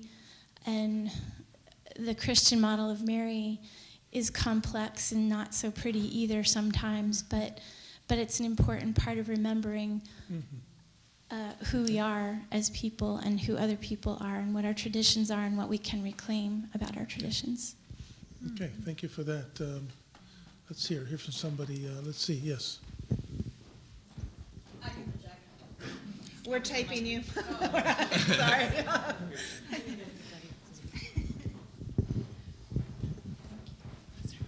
Thank you to all the panelists. Thank you for your words, for your insight. Thank you, Dr. Morrison, for the gifts and the seeds that you plant in your novels. I think I realized when I finally got around to reading 1984 that I think men write dystopic novels. I don't think women write dystopic novels quite in the same way, and I don't really think that dystopia is something that women think about in the same type of way. I think, except for The Bluest Eye, I found that in all of your novels, despite every scar, and despite every flaying, and despite every lost soul, seeds were planted in each story to indicate that growth could happen again. And I think that that made such a tremendous difference for me in thinking about how women, there's a quote that says that women are the first gods and the first artists because they create life. And so in thinking about these seeds, you know, I think about the way... Exclude The Bluest Eye. The marigolds didn't grow. Yeah, but what does she know at the end? She didn't know it in the beginning, the narrator. It's the acquisition of knowledge. That's called a happy ending. Well, I thank you, because that's the novel that I've had the most trouble with. But I wanted to pose to you a question, and I'd be interested in hearing from the panelists as well, which is, I think the answer to my question is going to be yes, but I'm interested in how. So the question is, I think that men and women heal differently.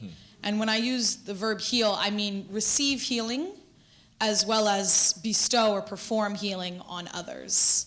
And I think that, you know, the reason that I said I don't think women write dystopic novels is because I think women as creators of life are always thinking, no matter what, I need to bring my children into a better life than my own. And so I'm wondering, do you think men and women heal differently in terms of receiving it, in terms of performing it, and if so, how?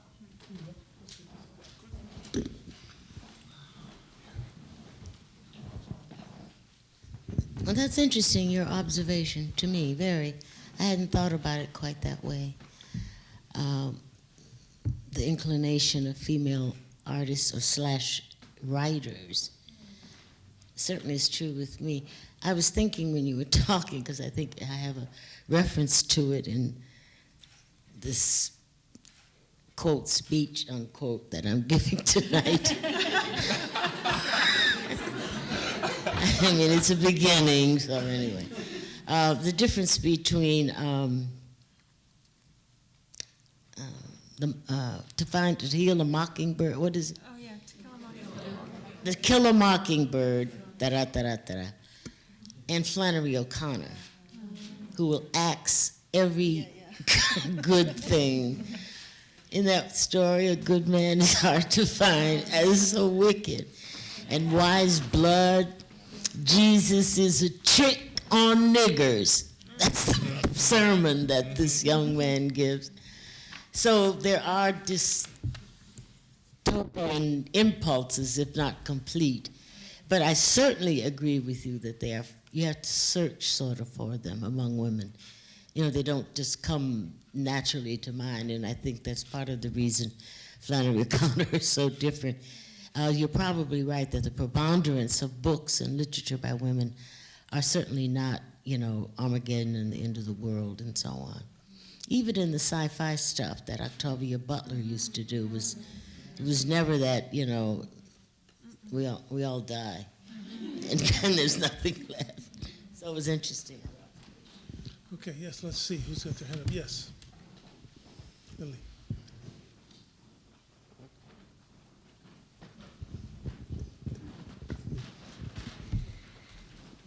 So my name is Lily, and Josslyn and Mara in particular, during your words, I kept thinking of a friend. Her name is Heather Heinz, and when her newborn son died, she went on to create a nonprofit that facilitates mothers who've lost their newborns donating their breast milk to children, young children who've lost their mothers.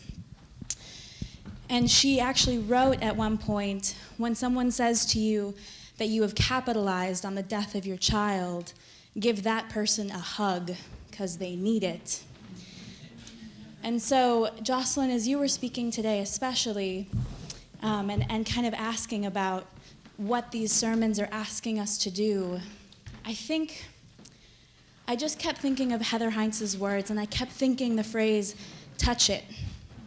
touch it, right? I think part of the magic of some of these kinds of pieces, like Professor Morrison's work, is we can engage it as kind of the story of a community. In the same breath, we can also kind of engage it as a single entity, kind of in a psychoanalytic sense, a single creature, and the internality of that creature. And the humanness that we find in that, the pieces of ourselves we find in that, may be resentful, may be hurtful, may be angry. Maybe we don't want to claim that, we don't want to touch that, but maybe there's a way to do that. Maybe there's a way to touch it. Maybe in our communities there's a way to touch it. Okay. Thank you. I do another quick response. Yes, Mara? I'm really interested in the love for children in these books, but I'm also struck by the final word is often you, your own best self, that the women have to come, the mothers have to come to love themselves, and that's the way that they're going to be sort of most available to the world. Their hearts are going to be sustained. Because if they focus too much on the hopes and fears for their children, they become possessed by it. So there's that reminder. Good. Davíd? Hi. Well, this is a huge honor. I'm sorry I'm taking the mic. But this question has been 7 years in the making. As Jay's sister, the bluest eye changed completely. I wouldn't be here if it wasn't for the bluest eye, definitely. So I'm doing my PhD on you, which is, it is so weird. It's so weird. But anyway, so we've been talking about sermons, we've been talking about music in all your novels, and I think that, and I've been reading a lot about it, there's one dimension that is never talked about in any of the critical essays, which is color in your novels, which I think I found tremendously weird, because it is such a powerful image throughout all your novels. I mean, how green identifies with one thing, how yellow is identified with something else, how, for example, I'm thinking Polly, there's a burst of color when the first time that she and Charlie meet. So this is a question for you. How would you interpret color within your own novels? What? So weird. Sorry. That's part of what I call, can you hear? What I call invisible ink. When you want really to manipulate in a good way the reader. So Song of Solomon begins with red, white, and blue. The blue wings, and the red roses and so on. It was very overt, I thought, in Home, because he's a little off, is told with his eyes. I withhold color everywhere in Home, pretty much, until he gets home. And after he saves some fight girls or whatever, and the thing is, after he realized that they were supporting the pimp that thought he was protecting, her blouse was yellow. When he gets back to town, he says, I don't remember these trees being this green. And then even when he looks in the cotton field, cotton fields before they're white, pink, he looks at the flowers. So it is bursting with color then, but I thought it's not so much, part of it is the palette. Some of it is just, I want the reader to feel what he begins to feel, which is welcome. Welcome, he went away loaded that way. So that the reader is comfortable too, even though it's just this raggedy little thing, which they both were running away from. So often, you're right, of the things uninteresting, I think, to most people who read the book. That is one, but I'm very, very careful about the palette, and I don't care if it's not really written about so much as that it's there and it's seductive or it's repulsive or whatever. Because the palette for me is as much as important as the music, the sound. And that's the other thing that is equally important to me as palette, as palette. Okay, yes, yes. I've been preaching a long time and loving your novels. And one of the things that's occurred to me about your novels is that there are murder mysteries in which the point isn't to separate the good from the bad. At the end, we don't have the release of saying, oh, at last we know who the bad person is, and order therefore is restored. And in fact, your murder mysteries travel around and see everyone, your eye sees everyone sympathetically. And there's such a release in that.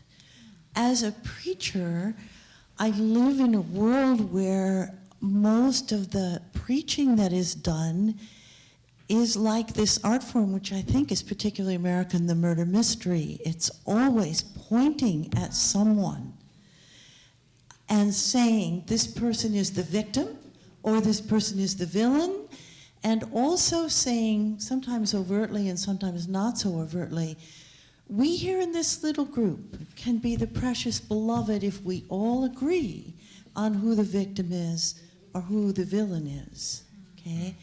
In my own tradition, which is very liberal, supposedly, a Protestant tradition, there is that sense of making those in the room precious, more precious than the rest of the world, and therefore without sin. And you have the power to name with a great eye, an honest eye, what is really happening inside these people and outside, so that your books, like I think A Real Sermon, has to be as confrontational and offensive as it is comforting and releasing, and has to say you may have all the release and comfort if you take the challenge. And you do that with everything I've read, and I thank you. Professor.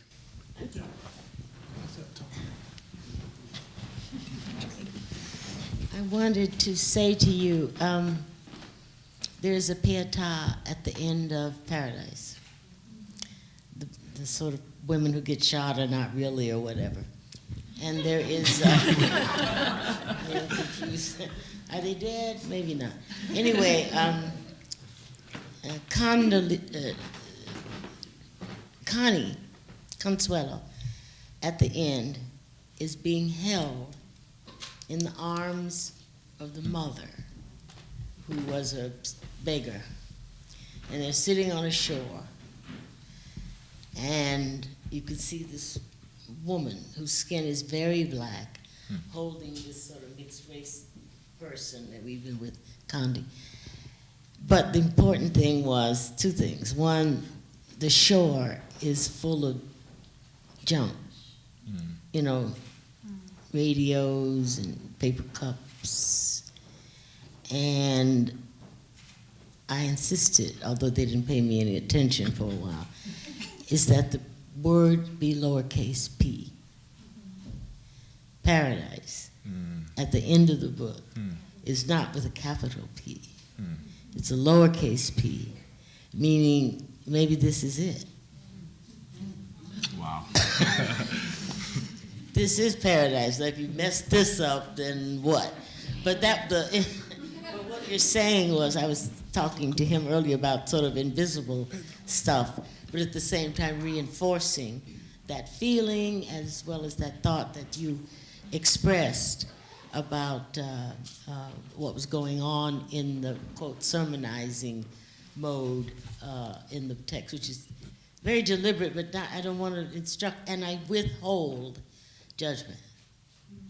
I mean, my job as a writer is to say, well, if I were this, what would I see? What would I feel?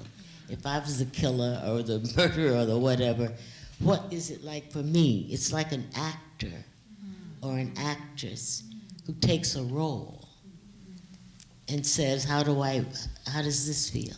You know, I'm the mean person, but still you have to give it credibility. So that's, you know, I don't say, oh, this is a bad person, this is a good person. This is a person who may have some bad ideas and bad activities and so on. But my job is just to be as, you know, as credible and faithful to the portrait and let them, you know, act out their lives. But I'm not going to pick and choose as the characters do within the book, you know. So even at the end of, I know I'm going on a little bit here. Such an interesting topic, my work.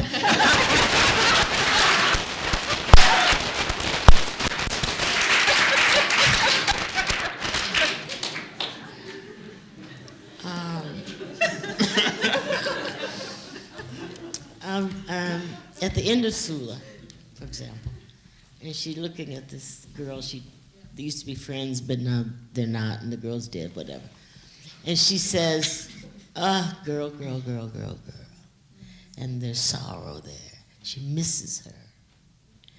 I stopped the life of Sula early in the book so that the reader will miss her also. So I get an interesting review in a Boston newspaper, small newspaper. I mean, not the Globe or whatever. But it was interesting because the woman who wrote it white woman believed that the word girl was a pejorative for black women. Like boy would be for the men, come here girl, and so. But in the book, when black women say, oh, girl, it means just the opposite.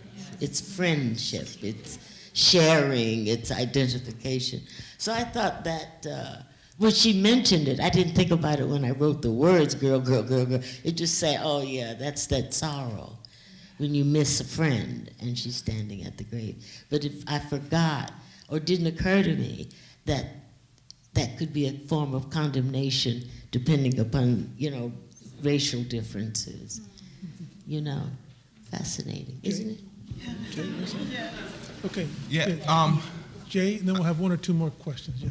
Yeah, just this last question around, like, you know, what the victim looks like or if the victim is present. It kind of brought me back to Gail's and to Kira's around and whether or not men and women heal differently, and then what is the enduring role of Hagar, right? I'll leave the interreligious piece aside because there's a lot more work that can be done, right? But within the African American Christian thought around this, right? Dolores Williams, who gives rise to womanist theology, uses precisely the character of Hagar to critique James Cone and others' male-centered black theology. So Hagar, even though in the novel there's no celebration, you know, the fact that we get to the point of love reminds us that Hagar, you know, isn't simply a victim in the story, right? And then Dolores Williams uses Hagar as, to get to now forward a theology that realizes the crazy wrong stuff that happens upon particularly black women's bodies, but then generates a new way of thinking that presses back against a male-centered theology. So the victim is not, but rather being in the desert, you know, God still feeds Hagar and Ishmael. And so there's life that blossoms forth from the desert. And that's precisely what I find in all these novels, that even as we confront the horrible nature that life sometimes deals us, that somewhere there's a crocus springing forth in the midst of the desert. Yes, right here. Hi. I've had to get a couple of notes. So I'm going to draw together a couple of comments because people have sort of implicitly touched on something for me. I've noticed a couple times references to categories, the theological versus human, are speaking of divine, and the bad person and our kind of troubles and things like that. And for me, standing outside of the kind of Christian religious context, for me what appears to happen so much is a troubling of the categories of divine and human. And I have to admit that this semester I've been reading the books in context with taking a class solely on the Song of Songs, not your book, the Shirashrim, that too, although we read them together. And the idea that it is a piece of work that has been interpreted both incredibly theologically as not meaning at all what it seems to mean, but something else, and incredibly bodily. And I think of the moment in the sermon that you read of holding forth the cross as a kind of moment that is I recognize it as a Christian moment of the place where divinity and humanity are mingled is this moment of the cross. But I want to say that my experience of the books, and I guess what I'm asking for is an affirmation, am I imagining this, is that especially in the sermon that you read, very important sermon from Baby Suggs, which is a calling on the resacralization of the body and a calling out of the divinity of the body. And I hear that now, especially in the words of Charles Long, who spoke, perhaps not here, but elsewhere, of the decommodification of the black body coming from Africa and the need for decommodification, which I also hear as resacralization. My understanding is that all through this, when women are holding people in that reference that we've referenced as a pietà of Mary holding Jesus, in essence, it is that body itself that's being held is an echo of the sacred body, of the divine body. And I feel like that whole category of the transcendent and the human gets just completely muddied constantly. Is that your understanding? Is that how does that work for you all? That for me, as someone who believes in an immanent God who exists only within the creation and not outside of it, is so important, and what makes reading these books meaningful to me from a kind of goddess perspective, meaningful and valuable to me, and I'd be interested in your thoughts on it. Okay.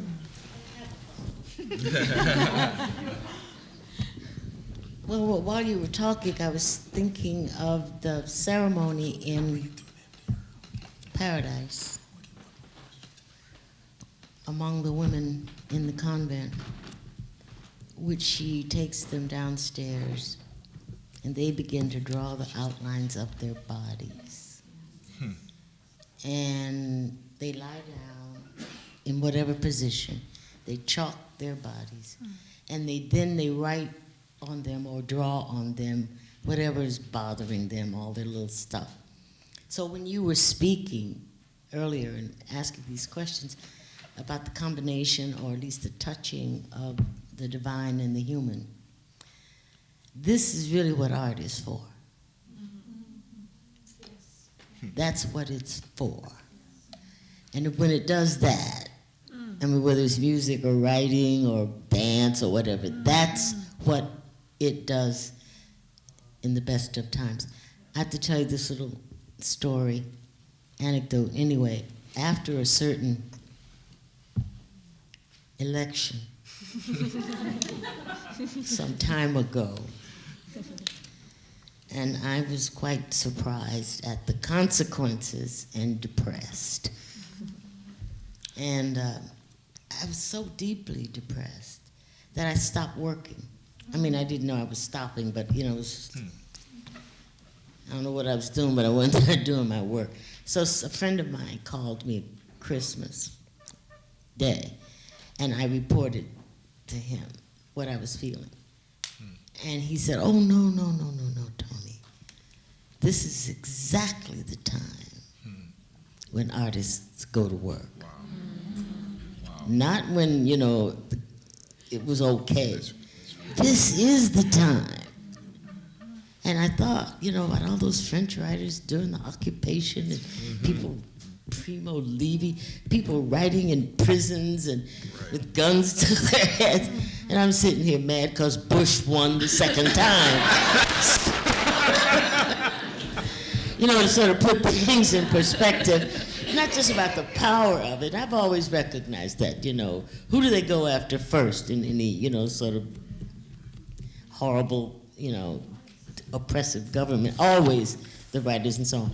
But the other thing is that is what art, and when it's doing its job, can put those two things, the divine and the human, and there's, you know, you don't see the cracks, you don't see the separation. So we're going to have one more question. It's going to be right there, right there. And she took with her into the desert her most precious one, she thought, the male. And while she's sitting there waiting to be saved with that water, jug of water, she thinks, but I love that girl. I should have brought that girl with me. And it's this powerful sort of feminist affirmation that, yeah, and it's Lucille. And so all you can do is tell her poems, because if you don't know Lucille, her poems are so simple and they really cannot be replicated. You have to memorize them. So that's my first. My second is about the same book. You've talked about endings for us, Professor Morrison, and the endings of your novels. For example, Paradise, do they die or do they not? I want to ask about another one, because people seem to know what happened at the end of Song of Solomon. But I maintain that Song of Solomon is a flying pietà, because, in fact, it asks, and I'm sorry I can't quote exactly, it doesn't matter who gives himself up in the arms of another. And so they end flying. They end in the middle of the air. They end in each other's arms. And I thought maybe you'd unpack it a little better for me. Remember the one that has a weapon? That's right. Ah, okay. So I can't leave them in the air, huh? It is an embrace. It is a reflection of life, yeah. Okay, thank you. Okay. Okay. So, first of all, I want to have 3 rounds of applause. First of all, I want to have one for yourselves.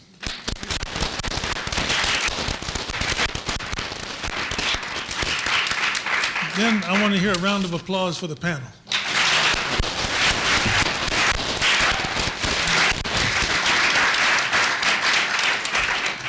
And then I want to have one for Guess Who.